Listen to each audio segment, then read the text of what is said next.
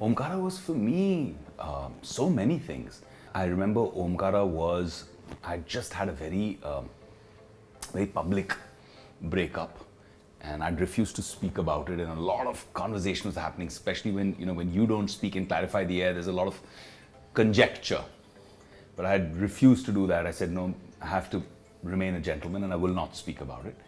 And at that moment, I remember driving to Ghai, because that's where the set of Omkara was. It was like a little village built across some 40, 50 acres of land, right? On the banks of this beautiful lake. And you felt like you were there. I mean, the weather was amazing, the place was incredible. And I just switched off from the outer world. I didn't even know what was going on here in Mumbai, because I went into that with complete surrender. I remember playing Cassius, which is Kesu Pirangi. And Vishal Bhai kept telling me, he was like, I know you really want to play Langra Tyagi. I was like, that's the role, man. It's Langra Tyagi. Vivek Oberoi, I mean, I'm just absolutely thrilled to see you. Most importantly, it's wonderful to see you face to face and give you a real hug as opposed to a virtual hug. I missed that. I missed hanging out with you in person, man. You know, you look $1,000,000, so I can't say this about you at all. How do you manage to do it? Damn it. but you know, I suddenly said 20 years, my oh my. You know, it's unbelievable. And what a ride it's been. Knowing you, I'm sure you're not going to get stuck in nostalgia because you have a firm eye on the present and the future. That is right. But it must look nice. I mean, sometimes we've got to enjoy our spoils. I think we're all very hard on ourselves. And it must look like seem like a wonderful ride when you look back. That's a really poignant thing you said, that, because we have such a firm focus on what's ahead on the road, we rarely look back at the road that we've traveled through the rearview mirror. And this has been a strange opportunity. When suddenly my team reached out and said, sir, you're completing 20 years on 12th of April. I was like, what? 20 years? 2 decades? Because you're used to doing that for other people, right? You're used to reaching out to co-stars, people who've, done that milestone before you, and reaching out, calling them, wishing them, or putting out a message on social media saying congratulations of 2 decades of a fabulous career. When it's your own situation, it forces you to stop for a moment, breathe, evaluate. And even for a guy like me who's working every day, pragmatic, it made me nostalgic. It made me go back to so many things. Because if you ask me, Hrishi, I don't feel like it's 20 years. Because like, where did it go? When did it happen? Like they say that when you're having fun, you don't realize how fast time flies. And it's truly been that to me. Like, if you ask me, I remember like yesterday my first day at company.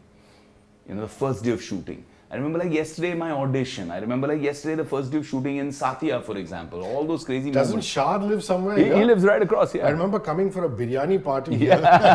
And since you mentioned Saathiya, sorry to interrupt, you mentioned Saathiya. No, he lives right here. And I remember I remember how that happened. I remember both of us were celebrating that, he got his break, which was Saathiya. I got my break, which was company. And he was supposed to shoot it with somebody else. And then we had a party actually. Both of us actually had a party for each other just to celebrate the fact that हम दोनों के career take off हो रहे हैं. दोनों ने struggle बहुत देखी है life में. Him as an assistant to Mani sir, and me as an assistant to a lot of people, and struggler just generally. And then eventually he called me one morning after the shoot of Company had started, and he said, actually one night, not even morning. He was like, I need to meet you. And I was like, I can't. And he was like, no, I need to meet you. I was like, dude, I'm shooting. So he said, tu shoot jitne bhi pack up kar, tu mujhe mil. So I packed up my shoot, very conscious of the fact that I have to wake up early, look good, it's my first film. That whole initial story, the nervousness. And I reached his house right here. And I said, kya hua? He says, yaar, you have to help me. I said, kya hua?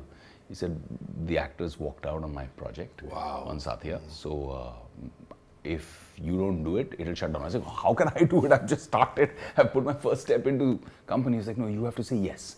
I'll adjust the dates. I'll work everything else around it. But you have to say yes. I was like, Shad, you're asking the impossible. I can't do that. I have a responsibility to do this film. He's like, tu ek kaam kar, tu film dekh le original. So we went upstairs to his floor, sat together and watched Alai Pai there. Which was the original. On a VHS. On a VHS, exactly. Popping it in. On a VHS. We popped it in and watched it. And at the end of it, I was in tears because it was such an emotional film. And I said, dude, I have to do this film. How do I do it? And then we started that journey. It was crazy. You know, it's crazy because one of my colleagues from a retro radio station is also scheduled to do an interview. And I'm going, why is a retro station interviewing Vivek Oberoi? Because for me, I'm still thinking Inside Edge. I'm still thinking Lucifer. I'm still thinking, you know, you're the leading man of the current generation. But yeah, I mean, it has been that long, and there's such wonderful, wonderful memories. I remember, for example, you're just really being thrilled when Gulzar Saab appreciated what you did in Omkara, and you know there was such a big thing. Yeah. You know, being part of a Vishal Bhardwaj film, somebody who understands Western ethos as well as Indian ethos like you, a Shakespeare remake. Right. That's got to be another big highlight. Yeah, absolutely. I think Omkara was for me so many things.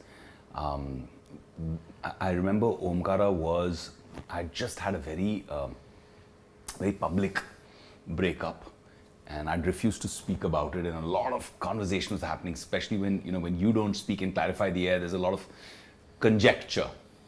But I refused to do that. I said, no, I have to remain a gentleman and I will not speak about it. And at that moment, I remember driving to Ghai, because that's where the set of Omkara was. It was like a little village built across some 40, 50 acres of land, right? On the banks of this beautiful lake. And you felt like you were there. I mean, the weather was amazing. The place was incredible. And I just switched off from the outer world. I didn't even know what was going on here in Mumbai because I went into that with complete surrender. I remember playing Cassius, which is Kesu Pirangi. And Vishal Bhai kept telling me, he was like, I know you really want to play Langra Tyagi. I was like, that's the role, man. It's Langra Tyagi. I remember a very funny incident, out of jest, of course. Langra Tyagi was due to shoot. And Vishal Bhai kept telling Saif that, Saifu, this long hair of yours is just not going to work. Because Saif had long hair those days. It was the days of race, I think. And he said, you have to cut your hair. And he was like, no, I can't cut my hair. There was a big argument on this, that I can't cut my hair, I can't look. I mean, can you imagine Langra Tyagi with long hair? And Saif kept saying, he can't. And apparently there was like a stalemate there. And I remember once jokingly walking up to Saif and saying, dude, this is one of the finest roles I've ever read. So, if you don't cut your hair, I'm going to shave my head bald and go and audition for this. You know, I'm going to go and tell them, cast me. And Vishal Bhai kept saying, no, you're my Kesu. You're not old enough for Langra Tyagi. I need a different maturity for him. I'm like, I can do mature. Tell me what you want. Because I loved that role. And then he kept telling me, you wait. You'll win an award for this. And that's what happened. I didn't realize, because I never thought that Kesu would have that kind of impact, that I would win awards for that performance. And when I did, I remember from stage acknowledging him, that saying that, you said that and I didn't believe it, and thank you for believing in me for Kesu. That was an amazing experience. It was like a fun family story, so many anecdotes. Lovely. And Ram Gopal Verma in that aspect was a strong influence in the early part of your career. I mean, if you look at the company trajectory, Rakta Charitra, you know, these kind of films. And this was the time when Ramu himself was revolutionizing Indian cinema. He was the forefront of it. Yeah. And here were you, at the forefront of that movement. Of course, now Ramu will just joke about it and laugh about it, which is nice. I think it's nice if we don't take ourselves that seriously. Absolutely. I mean, I love his self-effacing humor. But it's not today. He's been like that from the time I've known him. Wow. Yeah, so that was an interesting phase, wasn't it? I mean, the factory was really the factory in a lot of senses. There was a lot of buzz around that place, writers, directors, and because you're such an 360-degree film mind, you must have enjoyed working with all departments. I mean, it was an incredible place. It was today's keyword, disruption. At that time, 2 decades ago, it was disruption happening. People had never imagined cinema like that, stories like that, ideas like that.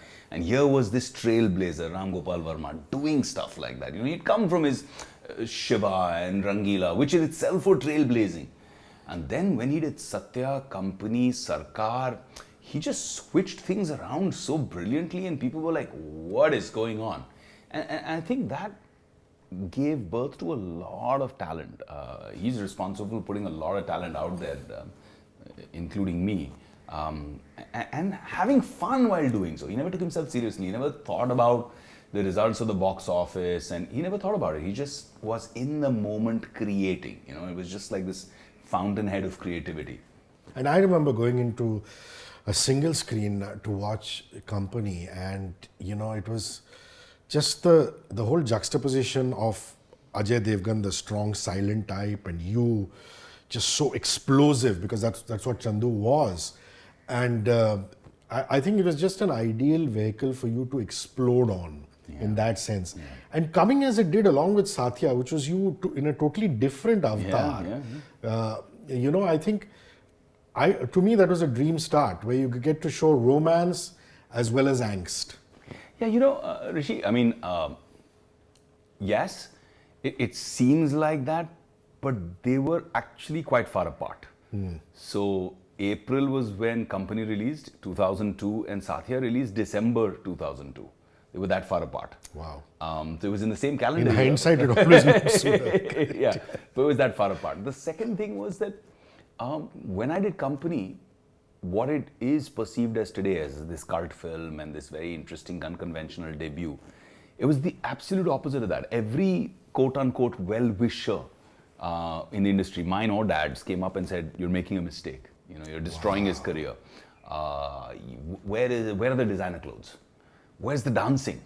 You forget that I entered the industry at a time where bound scripts, if you asked for one, you were considered to have attitude. वो bound script पूछ रहा है हमसे, समझता क्या अपने आप को? It was one of those things. And at that time, to do a debut like that, to play with the skin tone, mess the hair, have these Kolhapuri chappals, non-designer clothing, not have a song, not have a sequence where you're, you know, riding a horse with an AK-47 in your hand, not having all of that, and just playing true to the character was really unconventional. But when it became a success, of course, everybody turned around and said, "Oh, what a smart move! You know, it was a clutter breaker. You know, he turned around." So when I was doing Saathiya, I was told the same. He said, "You're making a mistake. You should not be doing that. Now you should only do action films. You've been, you know, accepted as an action hero." When Saathiya became a success, everybody said only romance. And when I did Masti, they said mistake. So I stopped listening. I just said, I'm going to go out there and play, have fun. It's going to be my playground. I'm just going to keep expressing myself as an artist. And then there's the showman. I mean, there's Mr. Ghai. Yeah. This was a time, an era when he had worked with the who's who, from Dilip Kumar to Raj Kumar Saab, and of course, you know, Shah Rukh. And here were you as a leading man in a Subhash Ghai film. And in a lot of sense, in a true sense, I think a lot of people said you've arrived. Yeah. You know, because the Ramu and the Shahid Ali experience was still, you know, edgy, non-mainstream, and here's a mainstream director. And there must have been huge press, there must have been a lot of attention around that. There was a time where post Ram Gopal Verma and Shahid Ali, post those films, I had signed up a film with Mani Ratnam. I had signed up a film with Mr. Subhash Ghai. I had signed up a film with Shekhar Kapoor, which was Pani originally. I had signed up a film with Yash Raj, and I had signed up a film with Dharma. Wow! So that was covers the whole business. That was the time. And it was an exciting time. I was very fortunate to have worked with some of these great institutions, almost. And with Mr. Ghai, it was always done with aplomb. He has, every year he announces on his anniversary the film. So this was it. There was this big, huge do. I think Hrithik literally did the whole handover, almost like a relay, because he had just come off a film with Mr. Ghai. Mr. Ghai's last film, Yadein, was with Hrithik. And then, you know, he and me and Mr. Ghai together were on stage to announce Kisna. And it was an amazing experience. It was an amazing experience. I still have so many fans, especially from overseas, who write to me about why they loved Kisna so much. And I feel that it was unlike Subhash ji's cinema. He was trying to reinvent himself. And it was something very unconventional, and people expected there to be more mass entertainment, masala, which I think was lacking in the film at that time. Otherwise, I think Kisna would have been an even bigger success. Taking to comedy, I mean, today you look at the Masti series and you look at Masti, and a lot of people say, you know, cult comedy. But again, there was an era where people said, you know, toilet humor, this, that, whatever it is. I think ultimately history doesn't respect fly-by-night operators. You know, Correct. ultimately, the work stands out. So making that foray into comedy and getting into that genre. It was a very difficult choice for me. In fact, I remember saying no to the film multiple times. Wow. I remember saying, it's not my space. Comedy, I understand, but slapstick comedy, comedy with innuendo, a sexual comedy, that kept niggling at me, saying that I'm not comfortable with this space. And then I asked myself as an actor, I was like, I need to challenge myself. I need to say to myself, I can do this too. I can play slapstick. I can do this level of comedy. I don't have to do dry wit. You know, I can play this too. So that conflict was going on in my head. I remember I was shooting for Yuva in Chennai. And I remember Induji and Milap, who had written the film, Tushar, who had written the film, flew down. And one of the days, post pack up, sat down and gave me a narration, which was what the tradition in those days was. And when they gave me a full narration, I actually remember falling off my chair. Like, it's an expression that we've used a million times, you know, saying, oh, I fell off my chair laughing. But that was the first time it happened to me, that I actually fell off the sofa laughing in my suite when they narrated it to me. And I was like, this is insane. I slept the night on it, and the next morning before they flew back, I said, I want to push this. I want to try and do this. I want to push myself to do this. And that's how Masti happened. Awesome. You know, what I love is there's always been a very strong social consciousness. We'll come back to cinema, but I wanted to take a break at this point in time. I was reading just today in the morning, you know, I go through various sites to get my news. Gone are the days when we have only one or two newspapers. And I said, you know, here's Vivek who's trying to sponsor two girls in Dharavi, sponsor their education. Yeah. And I think perhaps I could be wrong, correct me if I'm wrong, but I think it's a wonderful legacy that you've got from your mother and your father. Throughout your career, you've always used your position to work in the social sector, whether it's the upliftment of the girl child or certain causes that are very close to your heart, and that continues to the day. Well, yes, social impact is a very, very big pillar. It's a fundamental in my life. I mean, I truly believe, and I realized that very early in my career, that I remember the moment actually when I realized it. I was going through a very difficult time in my career and personally, and I was in that typical why me, you know, where you start to you know, victimize yourself, right? You feel a sense of victimhood that, you know, this is happening to me, what have I done? And I remember my mom having a conversation with me that day and saying, come with me. She drove me to Tata Memorial Hospital. And that changed my life that day. I walked in and I went to see the children who were fighting cancer, the pediatric wing. And two things I noticed that day, Hrishi. The first thing I noticed was that my problems were not even problems. Look at these guys, they're 7, 8-year-old children who've lost their hair, their eyes are bloodshot red, their parents are standing sullen in a corner, putting everything they have, they own, at risk to try and revive this child, save the life of this child. I mean, those are problems. Those are problems, and I didn't. I had my health. I had so many blessings from the divine. I counted my blessings those days and said, oh my God, I'm so much more fortunate. Look what these children are teaching me. The second thing that I learned was when I walked in, I didn't need to carry anything with me. I didn't need to say anything. I just walked in and everybody in that room started smiling. They were so excited to see me. I was like, gosh, I've been blessed with such an immense ability to be able to make pain go away for a moment, to wipe tears, to make people smile. What am I doing with this ability? Why am I only doing it on screen? Why am I not doing this more? And I just started doing things where I started visiting the pediatric wing and reading stories to the kids, doing an enactment of a scene, just fun stuff. And then I started celebrating my birthday with them every year. And to this year, every single year now, last 19 years, I celebrate with my birthday with children who are survivors, who I've met over the last 19 years and who fought cancer, and children who are fighters, who are fighting cancer today. And that's how I celebrate, and I really enjoy it. So it fulfills me. That extends even into my business. when I realized that social impact can be scaled by working with startups who can create positive social impact, we started doing that. And those businesses have really, really scaled too. And I believe in that ethos so strongly that it resonates with not only my portfolio, but who I am. Wonderful. You know, I look at the love that Lucifer has got. Yeah. I mean, not just relatives from Tamil Nadu, but you know, the Malayalam fraternity up north. Yeah. There are memes being made on your character. You know, there are pictures. It's almost as though nobody wants to forget that film. It's been, what, 2 years and some 3 years? You know, it's fantastic. More than 3 years now. 3 years. Yeah, and now that we've talked about the past, there's so much that one can talk about the past. One can also go into Yuva and, you know, how it was a shapeshifter in terms of what society is. But I want to come to the fact that, to me, you've always been the guy who can go to a 5-star hotel and have a coup de resistance kind of a meal, and also sit at a chai ki tapri or outside Metibai College. Correct. And have your vada pav. And I see you equally at ease with the modern minds, whether it's a Karan Anshuman with Inside Edge. Right.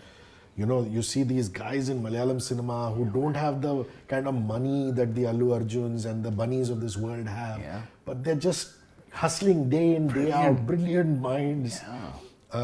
So working with this generation must be so enriching. I mean, no disrespect to the showman Subhash Ghai, and Shad, of course, is still around, and so many of those other great directors, Ramu. But this must be so invigorating for you. Absolutely spot on. I mean, I feel these are the disruptors of today. Like a Lucifer comes out with a Malayalam budget, but breaks across languages and ends up breaking all financial collection records for Malayalam cinema. It's still probably it is the highest grossing Malayalam film ever of all time. And the reason it did that was because Prithviraj was daring to be different. He said, I'm going to break this. And when he narrated, I remember he wanted me to do the film. And I was saying, Raju, how do I do this? You know, the language, it's the most difficult language. I had done Tamil, I had done Telugu. I had done Kannada, I think, by then. But then Malayalam was this last bastion, this barrier.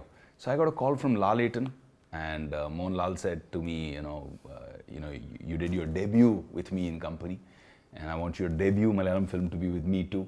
So that was an emotional moment and a lovely one, lovely touch.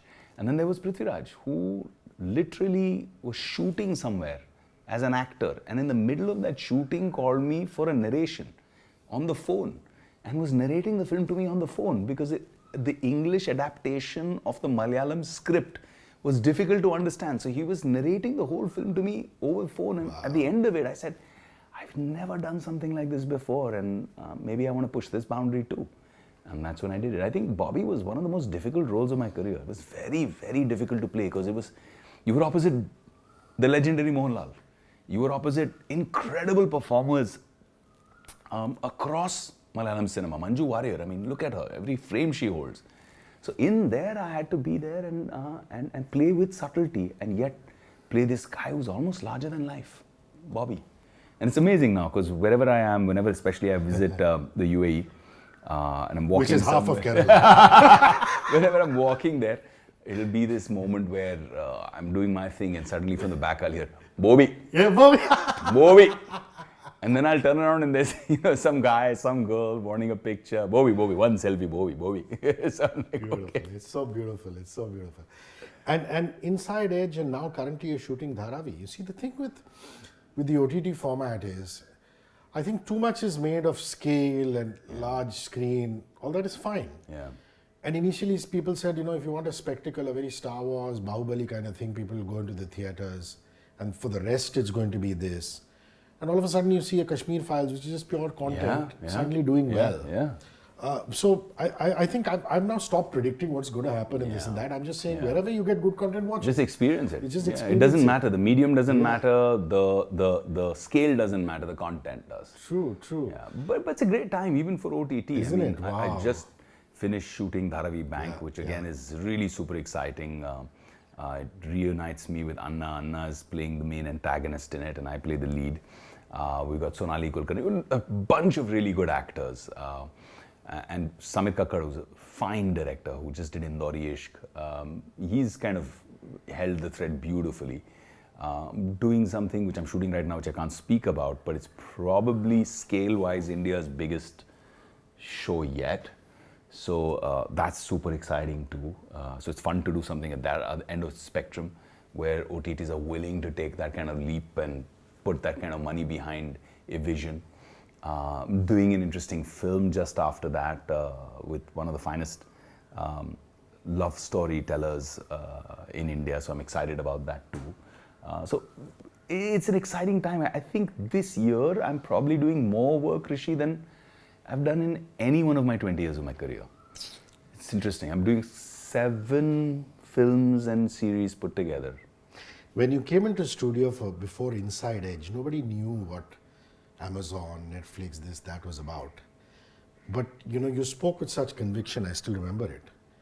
And who was to know this is going to be explode like this, man? Because even that was the forerunner of its generation, of its time. Absolutely. I mean, it was cricket, it was OTT, it was internet. When I was doing it, people said, "Are you mad? What is Prime Video? Why are you doing this? This is like such a come down for you." And I was like, I was probably one of the first mainstream stars to say, no, this is the future. There's something here.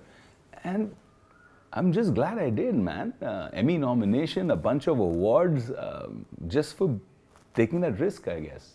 The future's so bright, Vivek Oberoi has to wear shades. Brother, this is so much fun. Always a Cheers. pleasure, man.